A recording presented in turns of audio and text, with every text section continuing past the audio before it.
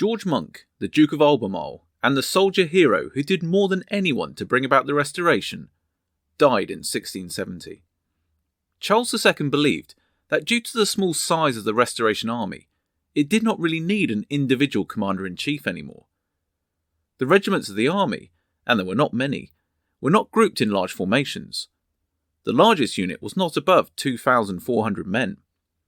And above this embryo of an army, the king himself was nominally in charge.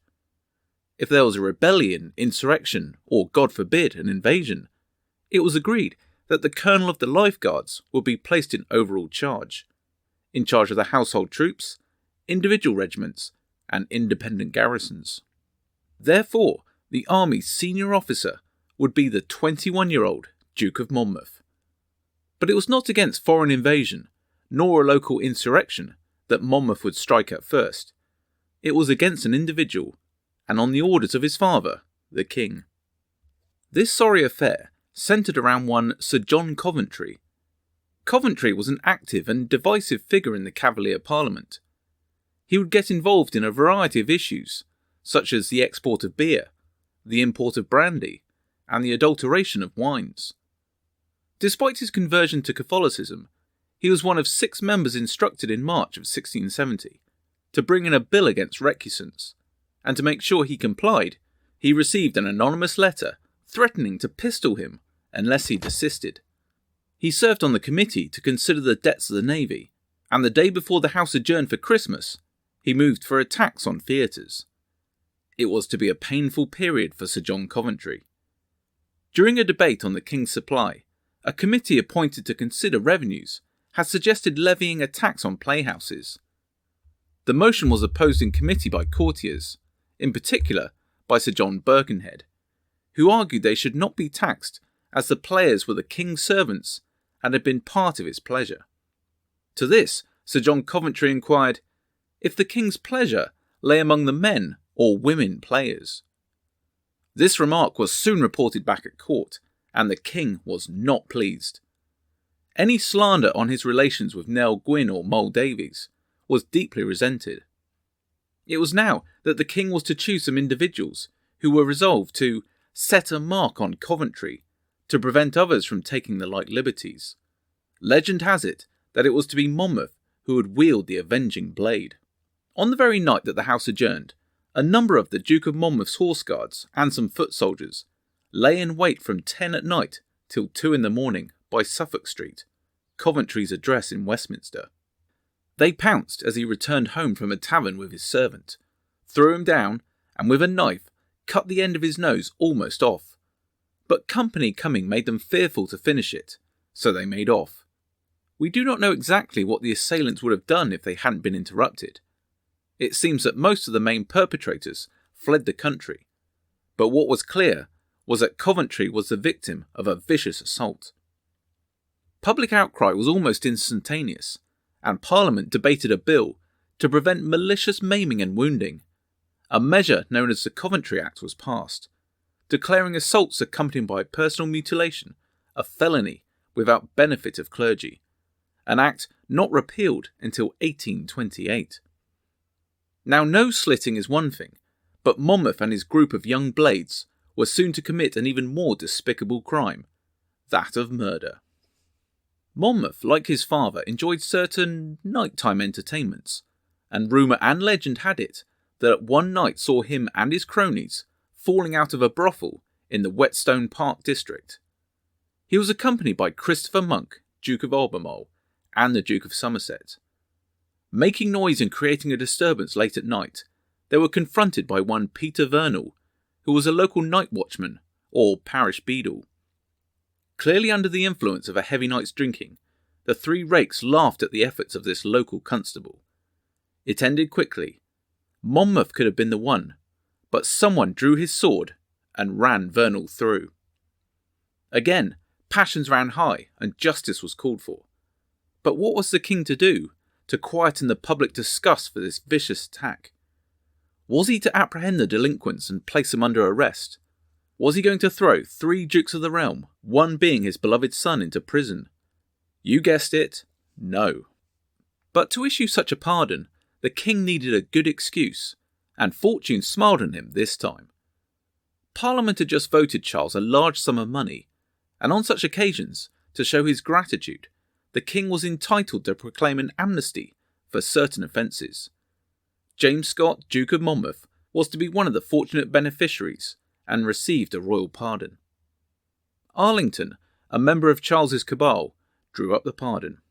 It read, "Gracious pardon to our dear son, James, Duke of Monmouth, of all murders, homicides, felonies, whatsoever at any time on or before the 28th day of February last past, committed either by himself alone or together with any person or persons." The Venetian secretary in London, the wonderfully named Girolamo Alberti, followed the king's proposals and reported to the Doge and Senate. He, the king, was proposing to issue a general pardon for all offences, such as usual when the crown has received large contributions. The people will not find out, he now continued in cipher.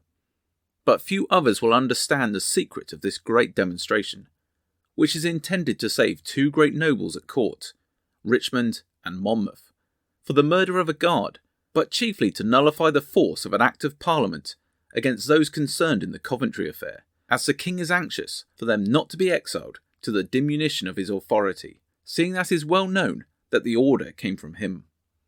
The incident provoked an immediate scandal. Two anonymous satirical poems kept it in the public domain. One was called "On the Three Dukes Killing the Beadle on Sunday Morning," and the other, "Upon the Beadle." It was also responsible for bringing a royal ballet performance to a premature conclusion, being performed at Whitehall. The cancellation of even more performances was thought to be due to the Vernal murder.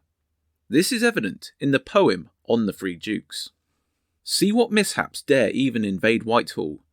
This silly fellow's death puts off the ball, and disappoints the Queen, poor little chuck. I warrant would have danced like any duck. The fiddlers, voices, entries, all the sport, and the gay show put off, where the brisk court anticipates in rich subsidy coats all that is got by mercenary votes. Yet shall Whitehall, the innocent, the good, see these men dance, all daubed with lace and blood." One George Lord printed a letter from Lady Mary Bertie to Catherine Noel in March 1671, in which she attributes the cancellation of all masquerades to the same incident. "I doubt not," she writes, "but you have heard of the watchman that was killed. They say that the gentlemen that were in it are fled, and 'tis believed the two dukes who will also be tried by their peers. They say the king hath put out a proclamation to forbid masquerades, and to command those who are concerned in killing the man to come to their trial."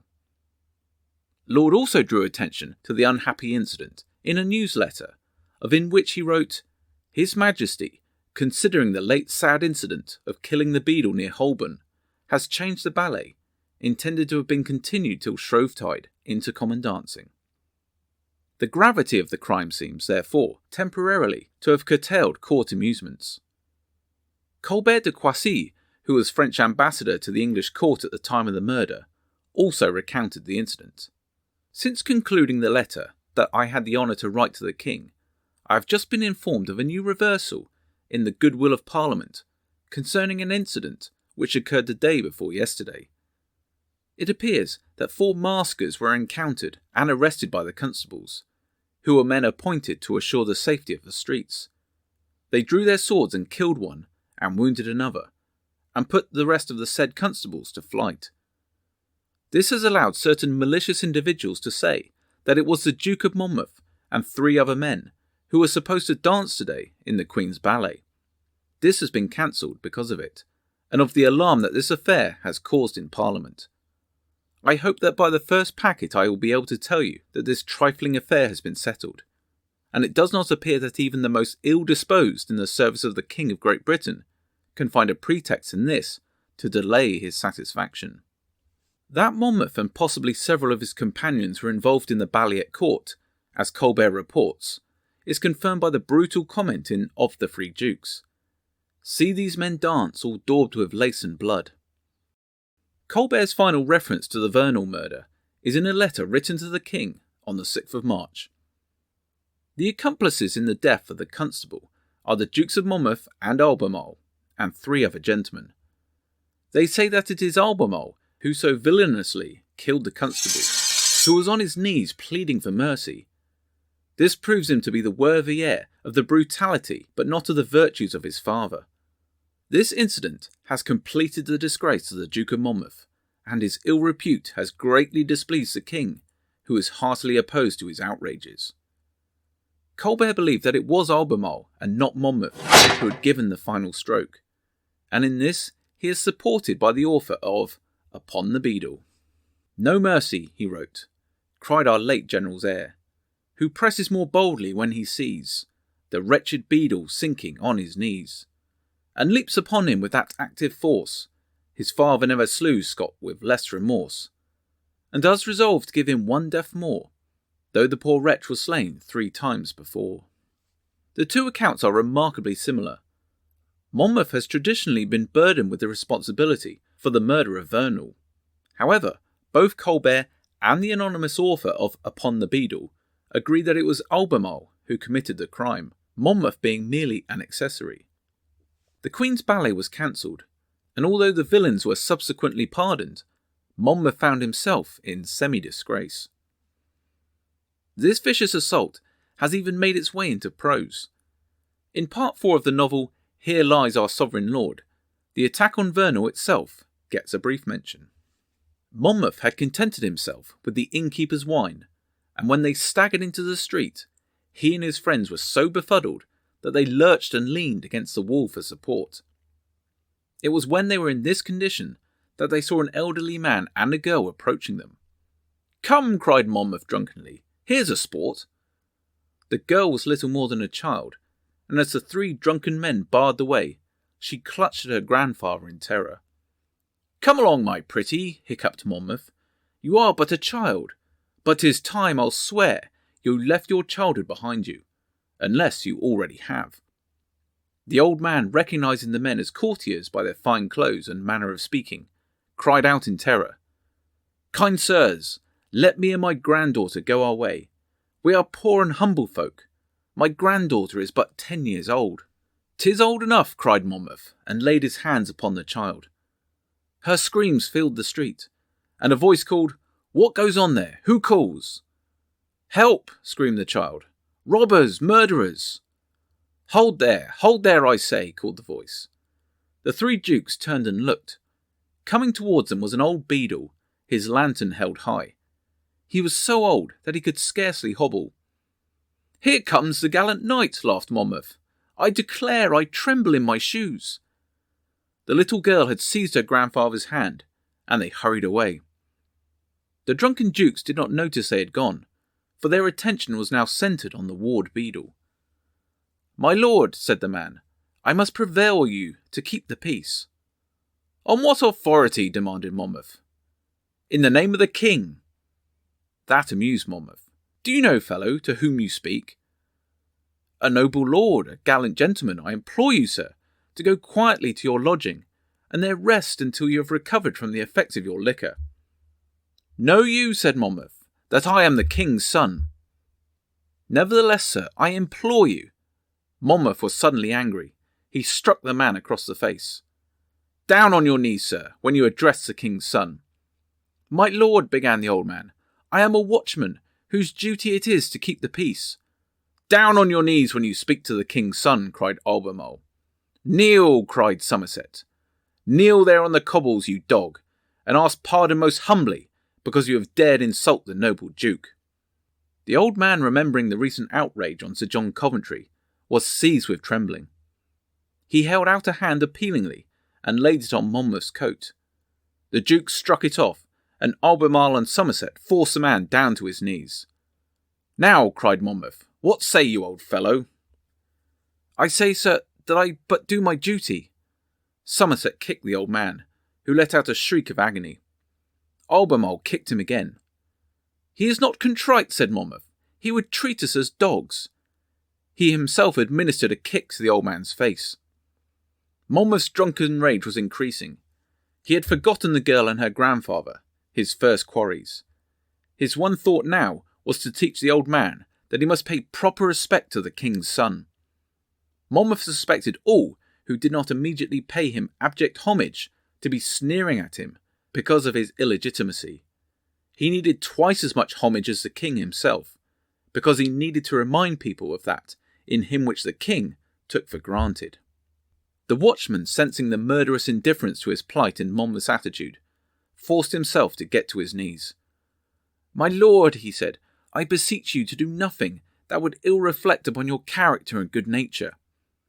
But Monmouth was very drunk, and he was obsessed with the idea that his royalty had been slighted. He kicked the man with such ferocity that the poor watchman lay prone on the cobbles.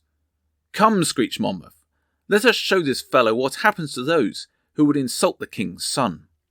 Albemarle and Somerset followed his lead. They fell upon the old man, kicking and beating him. The blood was now running from the watchman's mouth. He had put up his hands to protect his face. He cried piteously for mercy, but still they continued to inflict their murderous rage upon him. Then suddenly, the man lay still, and there was that in his attitude which somewhat sobered the three dukes. "Come," said Albemarle, "let us go from here." "And be quick about it," added Somerset. The three of them staggered away, but not before many watching from behind shutters had recognised them. Before daybreak, the news spread through the town. Old watchman Peter Vernal had been murdered by the Duke of Monmouth, Albemarle, and Somerset. So it seems Monmouth, only by the regal intervention of his father, had survived. Yet it was clear, more than ever, that Monmouth needed action, a challenge, something to focus his mind and his energies on. And that action would not be far away. But before we close, let us take stock and see what kind of man Monmouth had become. When he was 20, it was written, "His face and the exterior graces of his person were such as nature has perhaps never bettered. His countenance was all charm, but it was a man's face, in no way insipid or effeminate. Still, every separate feature had its own attraction and its own particular delicacy. He had great natural disposition for all forms of exercise, a winning manner of approach, an air of mightiness. In fact, all the physical advantages spoke on his behalf, though in his own concert, the qualities of his mind were absolutely silent. Monmouth may have lacked education, but he did not want for common sense, nor the common touch, and had shown an early talent for leadership and military administration. But like many young men, then, as now, he could be silly, rash and impulsive, gullible and thoughtless. But even so, the king was still inordinately proud of his firstborn. After all, Monmouth was elegant, strong, athletic and courtly, a chip off the royal block. But as Monmouth was being saved from a cell, or the gallows, the drums of war were stirring once more. Louis XIV, the great Sun King of France, was gathering his forces once more and preparing to invade Holland, the first act in the secret Treaty of Dover. Charles sent Monmouth to the Spanish Netherlands to attend a huge gaudy review of 30,000 French troops. These were to be Louis's battering ram of his expeditionary force. Monmouth, as before, was entertained with all the respect and kindness imaginable. To any Dutch observers in the Spanish Netherlands, the writing was on the wall. France was preparing to invade, and it appeared the English were to be France's allies. Monmouth did not stay in the Spanish Netherlands long, and was soon accompanying his father, the Duke of York and Prince Rupert, to inspect the new quay and citadel at Plymouth. From defences to the races, where the king came first in a race for a flagon of wine. After the horses, the king took pleasure in the company of Louise de Carouet, who Charles had fallen for during his dealings in the secret Treaty of Dover. She was later to be made Duchess of Portsmouth, for which her detractors called her Fire Ship. But the Sun King of France, always malevolent in the wings, was happy for Louise de Carouet to remain at Charles's side, for she was likely more than anyone to keep Charles to his promises of support in a war against the Dutch. Yet despite all this frivolity, the next war could not be stopped, and England would be plunged into it, thanks to King Charles II.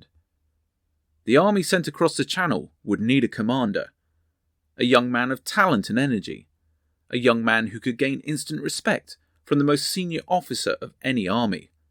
A man who had just been cleared of murder. It was to be James Scott, Duke of Monmouth. If you missed our last episode on King Charles II and his dirty dealings in the secret Treaty of Dover, click here. In our next episode on James Scott, Duke of Monmouth, we will see our hero take the first steps on becoming an international hero. And along the way, he'll meet a certain D'Artagnan. As always, thanks for watching.